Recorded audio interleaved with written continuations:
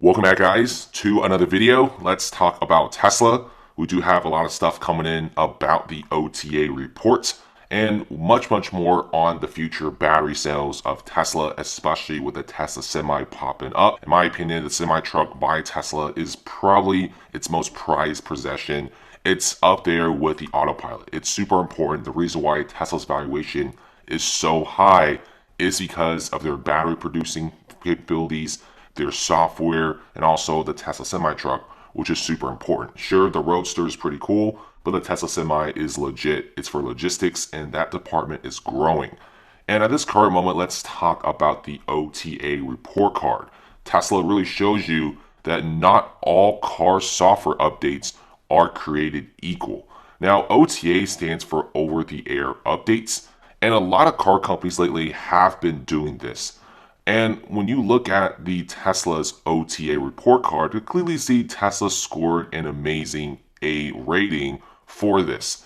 Now, this shouldn't really be a big surprise because Tesla is pretty famous for giving software updates to their consumers, unlike other car companies that literally change the exterior of the vehicle every year and a half or every 2 years, which, by the way, is super frustrating when you just bought a brand new car and 2 years later it looks super old. Tesla, on the other hand, doesn't really focus on increasing the exterior look of their vehicles, but instead likes to update the software and the interior of the vehicles. And Tesla has offered several updates and models since 2012. Updates also include key vehicle performances. They increase the battery range, acceleration, the autonomous features, etc. For example, right now, if you buy a Tesla with the autonomous autopilot, which is the FSD beta, Tesla will give it out to consumers around January to February. It's a wider release, and there you go. That's another really good over-the-air update. And on top of that, every 5 to 10 days, Tesla will update the software over the air. So that also adds in more value to the vehicle. And recently, Tesla has pushed out an update that increases the latest Tesla vehicles by roughly 5 to 10 miles of range. That, again, also adds value to the vehicle. Other car makers like Mercedes-Benz, Volkswagen score pretty low on the report card because they mostly improve the car's infotainment system, and rarely do they even do that. And by the way, improving the infotainment system and also the entertainment system just simply does not add actual value or safety to the vehicle. And keep in mind that Tesla has a 3 to 5 year lead in this sort of industry. Great, meaningful software updates. They don't like to focus strictly on improving the exterior of the car. They like to work on the interior of the car. Giving software updates make the cars smarter and better.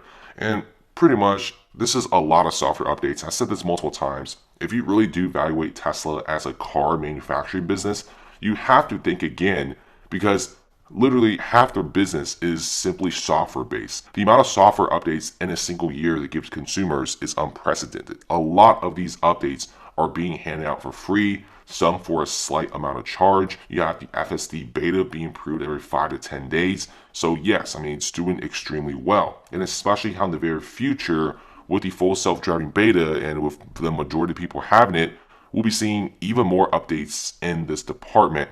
Now, Tesla will definitely be keeping this A grade in the Loop Ventures OTA report card for a very long time because no other company at this current moment is doing this sort of thing.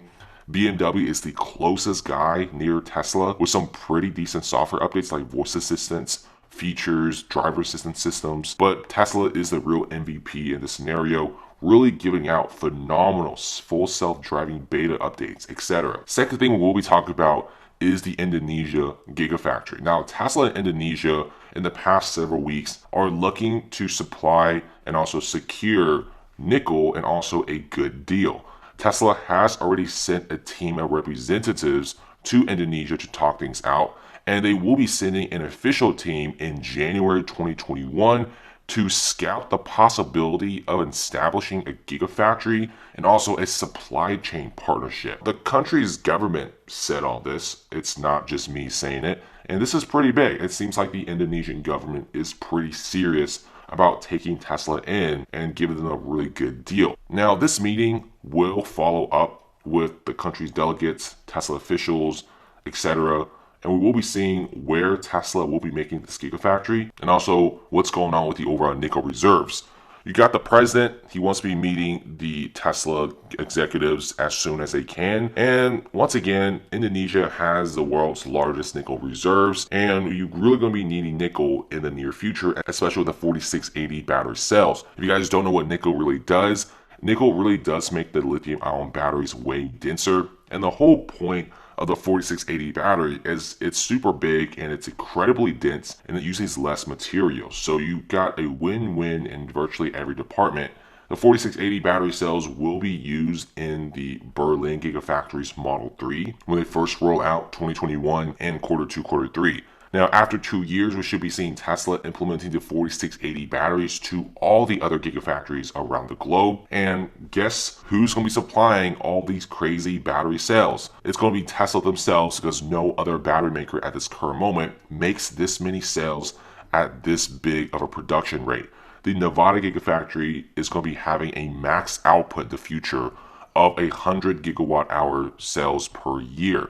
You have the Berlin Gigafactory, even though they produce the Model 3s and the Model Ys, they also produce battery cells. And guess what? 250 gigawatt hours of battery cells per year, which is more than twice as big as the Nevada Gigafactory, even though the one in Nevada is strictly battery based. We could be seeing Tesla also selling the 4680 batteries, which is incredibly dense, needing enormous amounts of nickel, selling it to their competitors like BMW, Mercedes, Volkswagen. It's a pretty smart move if you really think about it, because the lithium-ion batteries are the most expensive part of a car, and to really jack up the price and get a really good profit margin off of that.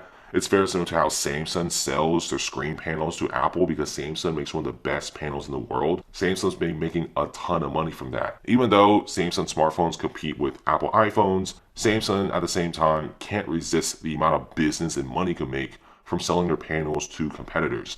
And plus, it's a really smart thing. Now, I feel like the reason why the Berlin Gigafactory is so enormous, especially in the battery producing area, is Tesla probably have thought maybe they could start selling these battery cells to Volkswagen, etc. Because then Tesla will really just become a battery supplier company. Because at this current moment, in the next 5 years, even Morgan Stanley said this, Tesla's side branches will become more valuable than their car manufacturing business. So the car manufacturing business, sure, EVs are pretty popular. They could probably sell 1 million vehicles in 2021 and possibly 2-3 million in 2022. But if they start supplying batteries, they are just technically a battery supplying company.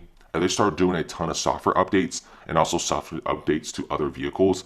They're essentially a software company as well. So Tesla's doing pretty well. A lot of different branches and departments. Thanks for watching, guys. Comment below, definitely subscribe. More Tesla news coming in.